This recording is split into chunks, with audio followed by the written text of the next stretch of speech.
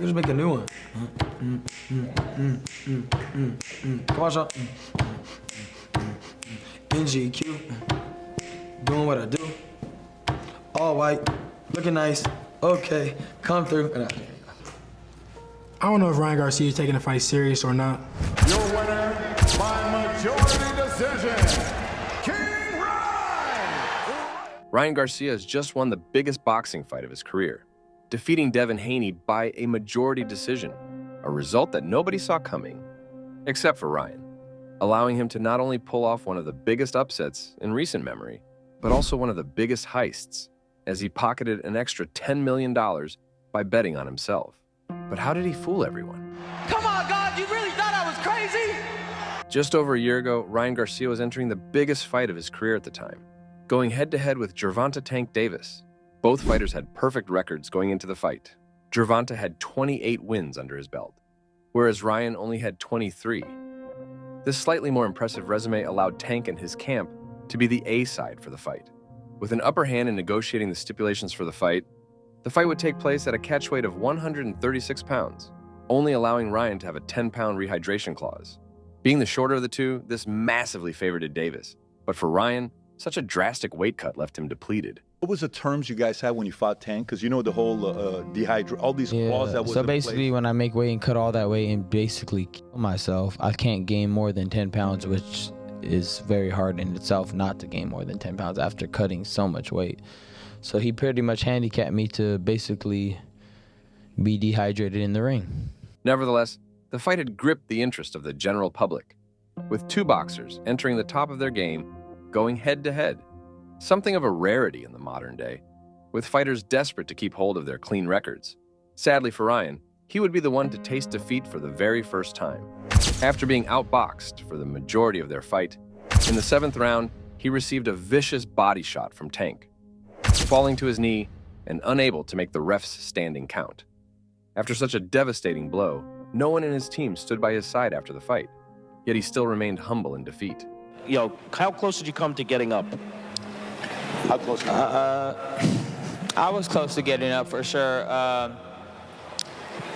I mean, I ain't got no excuses. I just couldn't get up. Whilst in that moment he looks to be crushed, the success of the event would have softened the blow. The fight sold over 1.2 million pay-per-views, with Ryan's share estimated to be a staggering $30 million. Although he looked a level below Tank in their fight, his performance in the ring wasn't the reason people began to doubt him, as later in 2023, he would bounce back and defeat Oscar Duarte by knockout. At the start of 2024, the internet's perspective on Ryan quickly began to change. Within the first week of the year, he had announced the arrival of his second child with his wife Andrea, which was almost immediately followed with a now deleted post that the two would be separating. As I step into a new chapter in my life, it's with a heavy heart to share that Drea and I have decided to divorce. A first glimpse for his followers that something had changed behind the scenes. Towards the end of the month, he would make his first appearance online after his victory over Oscar Duarte, appearing on the PBD podcast. But something wasn't right. Ryan's appearance had visibly changed. His face had become red and puffy, losing all definition and structure in comparison to only 2 months prior on fight night. It was no secret that he was gaining weight for upcoming fights, a likely explanation for this change in appearance. However, his mannerisms led viewers to believe it was due to something else. It wasn't just in his face. Viewers had noticed a sizable difference in the way Ryan was speaking, when comparing how he sounded only a few months ago. Want to give glory to the one that's above all, the King of Kings, Jesus Christ. Thank you for all that you do in my life. I encourage everybody to seek him first and everything will come. To the way he sounded on the podcast. I'm just going to be the best fighter in the world, and then I'm going to sayonara everybody, and they won't even expect it. That's my vision.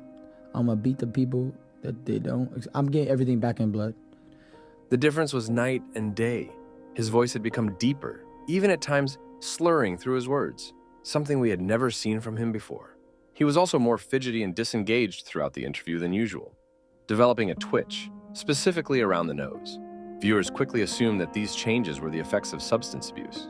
Shortly after the podcast went live, it was announced that Ryan Garcia would be fighting long-term rival Devin Haney on the 20th of April, a rivalry that goes back to their amateur boxing days.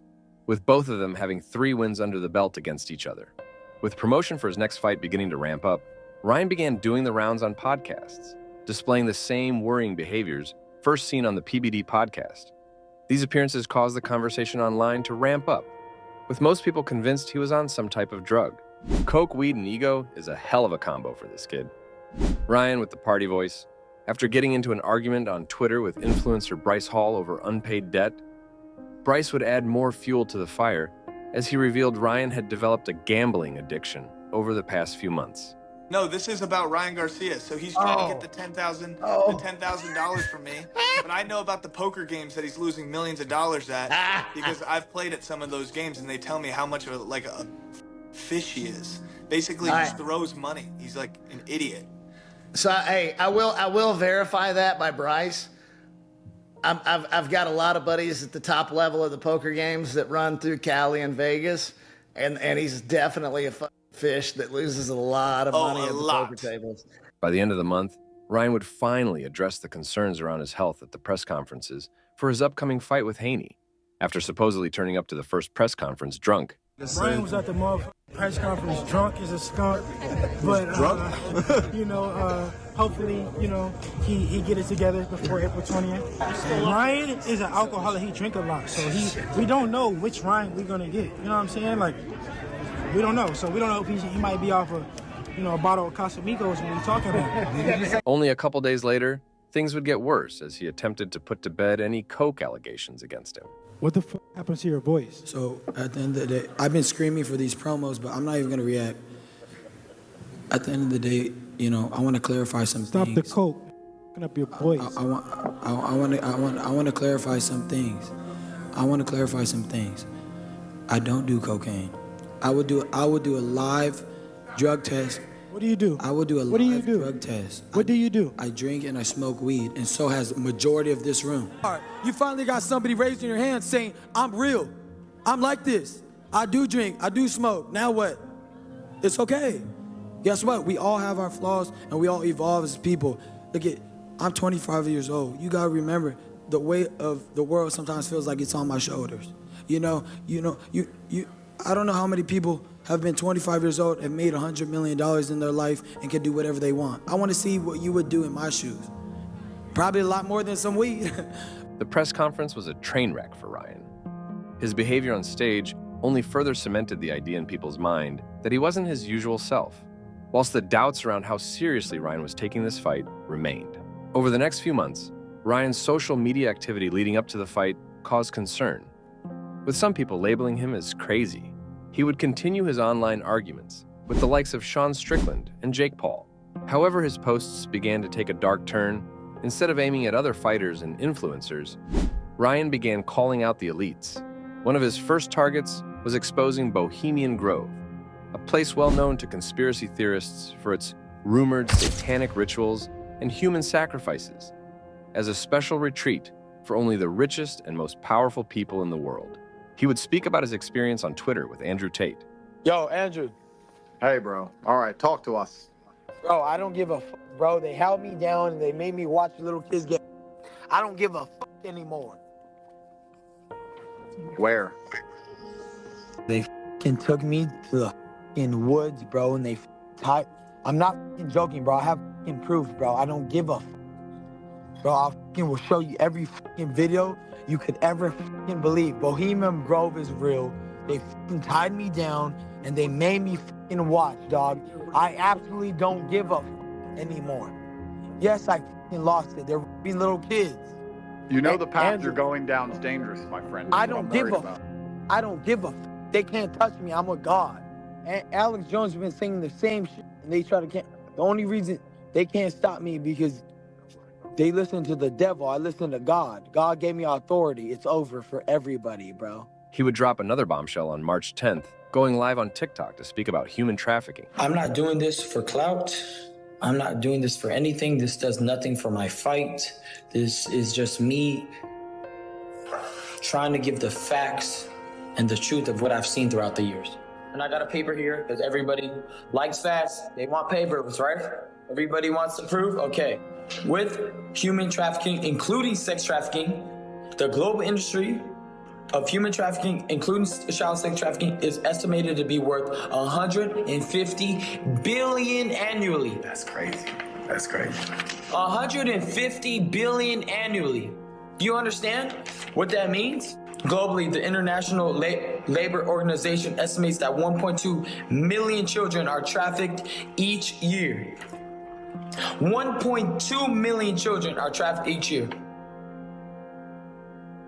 At the end of the day, I got a lot of people that told me not to do this, that it's gonna get bad for me. I don't care. I live for God.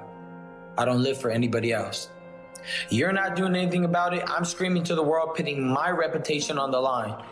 I got people wanting to cancel the fight. People telling me I need to go to a mental rehab to put me into the psych ward because I'm speaking the truth. Please help me and you help the children. Whilst he was bringing light to serious issues, he was also delving deep into a lot of conspiracies about aliens, and even his own assassination, with no real evidence to back any of these claims up. Coupled in with the idea online that he was suffering with substance abuse, it was easy for most people to dismiss anything he was saying as another manic episode. He would also post cryptic messages online that very rarely made any sense at all, along with videos of him visibly breaking down. Part is to share all the love that he gave me, and I try to help out the kids, and I try my best, and everybody try to break me down. You know what I mean? Like, prompting his ex-wife to speak out and ask for help, saying, "If all my followers who are believers, can you please pray for Ryan? We are not together, and I've been in contact with him. He may seem fine, but he is not. I know in my heart he is being heavily oppressed. This is not a troll. I'm genuinely concerned, and so is all his family members. We are not part of any of this and want him to get better, but this is real. Pray for him." All the commotion around Ryan meant Devin Haney had become the overwhelming favorite for the fight. There were doubts if Ryan was fit enough to enter the ring at all. Even at the weigh-in, Ryan was seen drinking a beer as he missed the weight by 3 pounds. But on April 20th, Ryan would make a statement, knocking down Haney 3 times in the match, a result nobody saw coming as he completed one of the biggest publicity tricks in boxing. You know, this is why people need to stop believing everything on the internet and stop, living in a false reality. At the end of the day, there's a lot of real shit going on. The last thing you should worry about as a kid, acting crazy on the internet. Real shit is going on in the world. Open your eyes. Kids being hurt, nobody caring. Everybody looking at it like, oh, he's just crazy. It's a conspiracy. It's this, it's that. At the end of the day, that shit is real. And I out there put that my reputation on the line. Had everybody thinking I was crazy. At the end of the day, who's the crazy one now? Eventually returning back to the PBD podcast where it started as he revealed all. I said, I'm about to make sure everybody thinks I'm going to go crazy. I'm going to do this. I'm going to do that. Wow, it's just going to be called The Great Escape. Like, I have it all documented. I was already planning it, weeks and weeks and months behind. I don't know what made me come up with the idea, honestly. I just, one day, just decided just to go all in and just commit to a plan that I had. And I was not going to budge for nobody. It didn't matter if I went on his podcast, anybody's podcast. I was acting like sporadic, like crazy. I would go on your mannerisms. You were just like spaces. I'd be like, I'll do this with my nose. Like, and they're like, it's just a tick. I had everything. But then you make adjustments too. What was real though is at times I did drink a little bit during camp because I like to drink.